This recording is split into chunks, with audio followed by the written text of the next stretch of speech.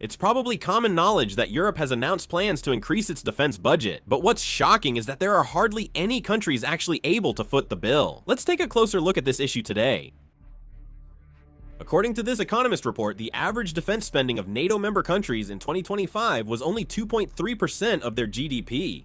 But at this rate, it's practically impossible to raise defense spending to 5% by 2035, even if you add another 1.5% for security infrastructure. It has been confirmed that many countries, including the UK and France, are also falling short of the target. Right now, the NATO meeting is being held from July 7th to July 8th, and as a result, there are heated debates. In fact, it's not that all of Europe is neglecting defense spending. European countries are now mainly split into three groups. The countries that are most actively increasing their defense spending are the Baltic states and Poland, which border or are directly adjacent to Russia.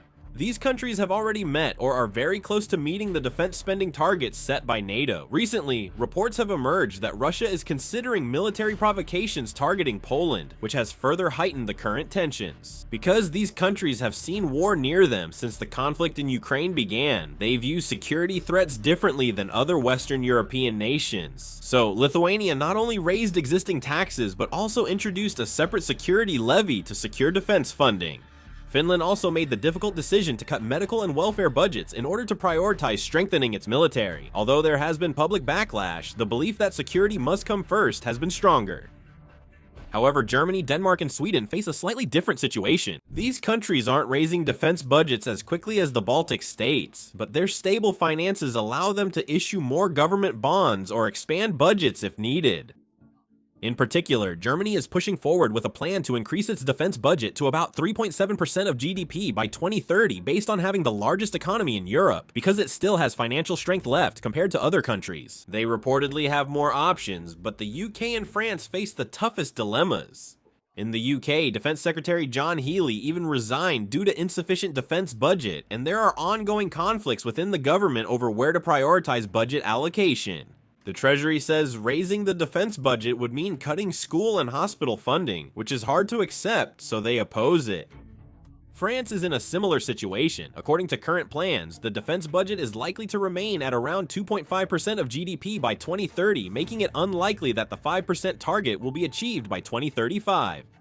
Portugal agreed to the target but has made little progress on implementation, while Spain received an exception, allowing it to spend up to 2.1% on defense using different standards than other members. As you can see, if you put this on a map, the trend becomes much clearer. You can see that the closer a country is to Russia or shares a border with it, the more actively it is increasing its defense spending. Conversely, the farther a country is from Russia, the weaker the consensus becomes about the urgent need to increase defense spending. Even among NATO member countries, the perspectives on security are very different. European countries have no choice but to react sensitively to every move made by the Russian military. This is because there is a constant stream of news about military exercises near the border, missile deployments, and troop buildups. With the war in Ukraine still ongoing, there are continued concerns that the next crisis could spread to their own borders. These countries view the need to increase defense spending as an ongoing security issue. Western European countries feel very different. Since they are geographically distant from Russia, it's hard for them to feel direct military tension. Issues closely related to daily life, such as inflation, economic recession, welfare, pensions, and healthcare, often receive more attention from politicians than security concerns. Many citizens also prioritize maintaining the current level of welfare over significantly increasing defense spending. So even if NATO demands all member countries to spend 5% of their GDP on defense, the weight each country gives to this request can vary greatly. Some countries see it as essential spending for survival, while others consider it an unrealistic goal for now. Even if they agree on the same goal, there are clear differences in how they view and prioritize that goal. This gap in perception is likely to remain a source of debate within NATO in the future. There's another important point to note here. Increasing defense spending doesn't guarantee military growth. Europe also faces a personnel shortage. Many countries use volunteer militaries, but applicants are declining. With lower birth rates and an aging population, fewer young people are eligible. Additionally, military pay, benefits, and working conditions are less competitive than in private companies. Fewer young people are willing to become soldiers and take on dangerous work than in the past. In several European countries, recruitment targets are repeatedly missed, so they are considering improving service conditions or expanding the pool of eligible recruits to address personnel shortages. The issue isn't just a lack of soldiers, there's also a decline in skilled personnel like officers and non-commissioned officers. Advanced weapons require specialized personnel who have undergone long-term training to operate them properly, but there is an ongoing situation where, after experienced personnel leave the service, there are not enough replacements to fill their positions. Since air defense, fighter jets, submarines, and missile units need specialized skills, personnel shortages can directly impact military strength. As a result, some countries are expanding reserve forces or rethinking mandatory military service. More countries are now considering reviving or partially reintroducing conscription, which was abolished after the Cold War. This is because, as the security environment changes rapidly, there is a growing belief that it is difficult to maintain sufficient troop levels with the existing small-scale professional military system. However, expanding conscription also carries significant political burdens, making it difficult to reach a quick conclusion. In addition, within NATO, there are ongoing concerns that simply increasing defense spending does not immediately strengthen military power.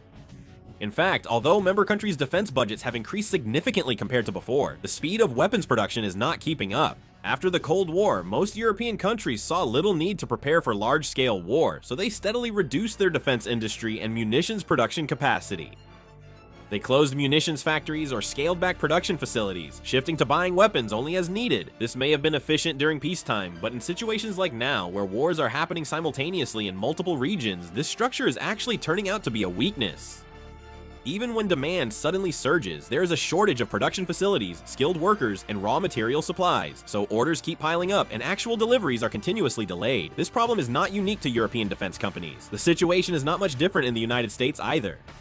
Currently, NATO member countries have placed orders for weapons worth about $300 billion, or roughly 459 trillion won from American defense companies. However, as American defense companies are also reaching the limits of their production capacity, there are predictions that even after contracts are signed, it could take years for the actual weapons to be delivered. Even with money, you can't get weapons right away. Other factors are further worsening the bottleneck.